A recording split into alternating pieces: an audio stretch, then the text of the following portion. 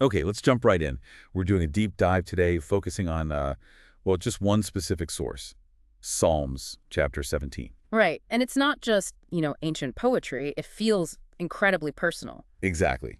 It's this raw plea, someone facing real opposition, but also, like, standing firm on their integrity. Absolutely. They're asking for justice, for protection. Mm. Our goal here is really to unpack the feelings, the arguments, maybe some of that striking imagery. And figure out why it still hits home. Yeah. Definitely. So where it kicks off is quite direct. It really is. Yeah. Straight away, this call for God to hear a righteous plea. And listen to a prayer, crucially, that does not rise from deceitful lips. That's quite the opening statement. An immediate claim of innocence. It is. Almost daring God to look closer. And they follow it up, saying God has looked, Mm. tested their heart, even at night apparently, and found nothing. Yeah, and that they've resolved their mouth will not sin. It's such a strong stance. What does that tell you? That kind of certainty under, well, divine examination.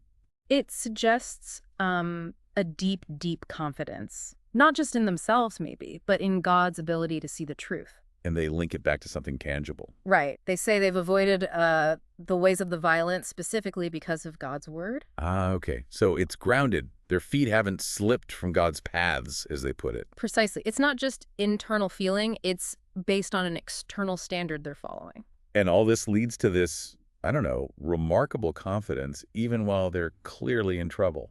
Yes. They call on God because they're sure God will answer. Not maybe, but will. That certainty is powerful. And it seems tied to this core plea for protection, which, as you mentioned, uses some really vivid language. Yeah, let's talk about that imagery. Well, they ask God to show the wonder of your great love, save them by your right hand. Very active, powerful stuff. But then it gets more intimate, doesn't it? It does, asking to be kept as the apple of your eye. So precious, so central. And then, hide me in the shadow of your wings. Right. That feels incredibly protective, like a bird shielding its young. Yeah. It's tender, but also strong. So you have this mixed divine power and, like, parental tenderness. Why both? Well, I think it speaks to the threat they feel. It must be intense, which leads us to who these enemies actually are. Okay, how does the text describe them? In pretty stark terms, the wicked who assail me, mortal enemies who surround me. Not holding back there. No. They have callous hearts. They speak with arrogance. It paints a picture of people who are ruthless and proud. And actively hunting the speaker down. Exactly, like a lion hungry for prey, or like a great lion crouching in cover. Really predatory. That detail about their eyes being alert to throw me to the ground, that's chilling. It feels personal, targeted. It does. It suggests an intent not just to oppose, but to completely destroy, to bring them down low. Now, given that level of threat, Hmm. the plea makes sense. It's not just for comfort. No, it's for decisive action. The call is really blunt. Rise up, confront them, bring them down. A direct appeal for intervention. Yes, rescue me from the wicked by your sword.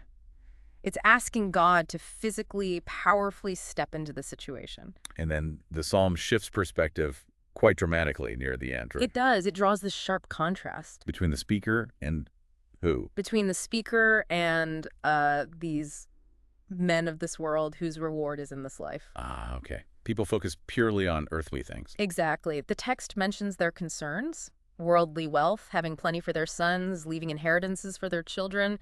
Their focus is entirely here and now. Limited horizons in a way. You could say that, but the speaker's hope, it's Yeah. completely different. It transcends all that. How does it end? What's their ultimate satisfaction? It's profound, and in righteousness, I will see your face. When I awake, I will be satisfied with seeing your likeness. Wow.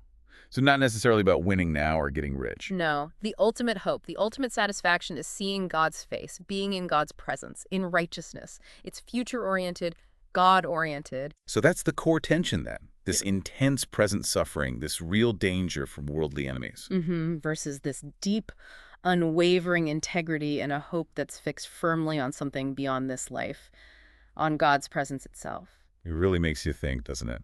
What does it mean to live with that kind of integrity, the kind that you believe can withstand scrutiny? Right.